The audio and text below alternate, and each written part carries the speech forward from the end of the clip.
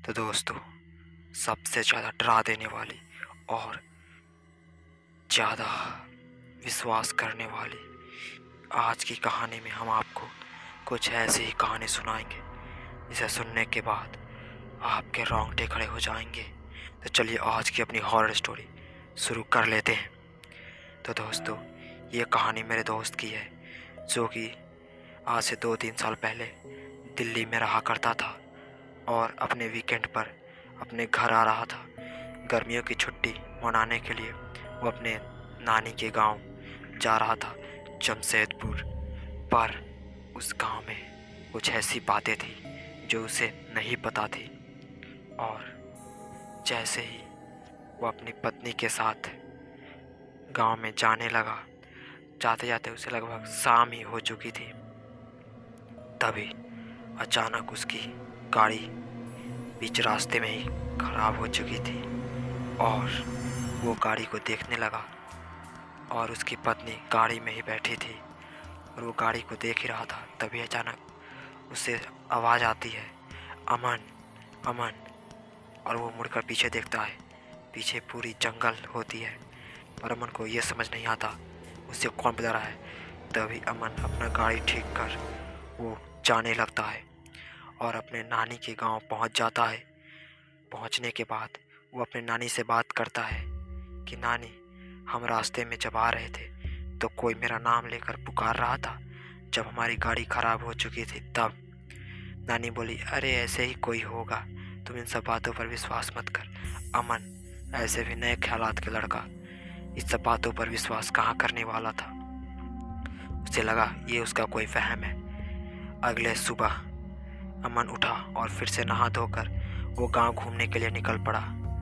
गांव घूमते घूमते उसे शाम हो चुकी थी और वो घर आ ही रहा था। अचानक देखा कि रास्ता सुनसान हो चुका है, कोई भी गांव वाला नहीं दिख रहा था और वहाँ से करीब करीब उसका घर 1 किलोमीटर था। पर वो थोड़ी दूर चला गया था और जैसे ही वो आ रहा था अचानक फिर से उसे जंगल की तरफ से अमन अमन की आवाज़ सुनाई देती है। अमन काफ़ी डर जाता है, अब उसे लग रहा था ये उसका वहम नहीं है।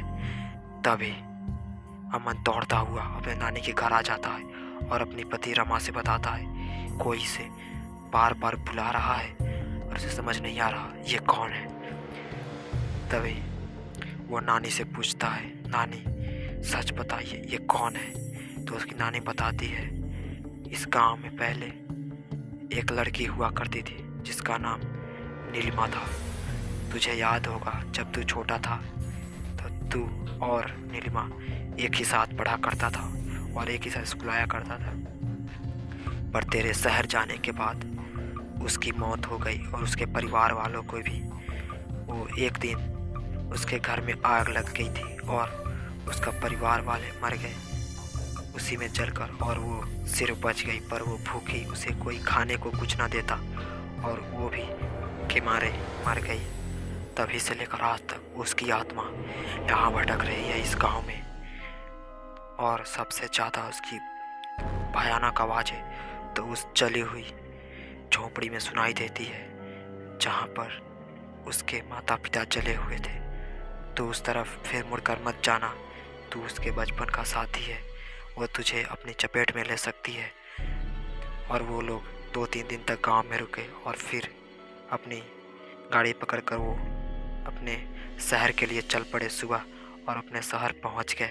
तो दोस्तों, आप सभी को हॉरर स्टोरी कैसी लगी? अच्छी लगे तो वीडियो को लाइक कीजिएगा और चैनल को सब्सक्राइब कर लीजिएगा। और अगर आपके साथ ऐसी कोई घटना हुई है तो आप हमारे चैनल के अबाउट में जाइए, वहाँ पर आपको हमारा ईमेल आईडी मिलेगा, आप हमें ये घटना ईमेल भी कर सकते हैं। तो मिलते हैं एक और नई हॉरर स्टोरी के साथ, तब तक के लिए बाय बाय।